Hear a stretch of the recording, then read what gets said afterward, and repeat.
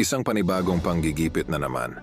Mula sa Games and Amusement Board kontra sa former WBO champion at tinuturing ngayon bilang the face of Philippine boxing, na walang iba kundi si John Riel Casimero.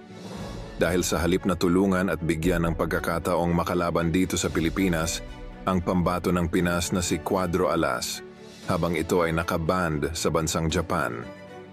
Ay mistulang ang mga kapwa Pinoy pa mismo ang naglulubog kay Alas at gumagawa ng paninira upang butasan muli itong si Casimero at tuluyan na ring hindi makalaban dito sa Pilipinas.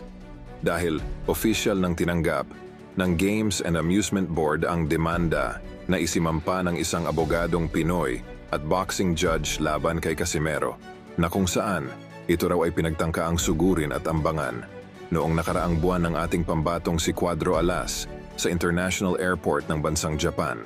At kung mapapatunayan, ay posibleng mabanned maging dito sa Pilipinas itong si Casimero. At worst case scenario ay maaari pa itong matanggalan ng lisensya sa boxing. Ganun pa man, sa tulong ng bilyonaryong si Chavit Singson, ang mga nasabing demolition job dito sa Pilipinas kontra Alas ay maaari pa ring mapigilan ni Chavit. Kung ating maalala, ay hayagang kinundena noon ng nasabing former governor ang mga kalokohan at pagiging amateur ng mga Japanese promoters na humahawak noon dito kay Casimero. Na kung saan, itong si Casimero pala ay pinangakuan noon ng Treasure Boxing Promotion ng isang agarang laban sa Japanese monster, Naoya Inoue.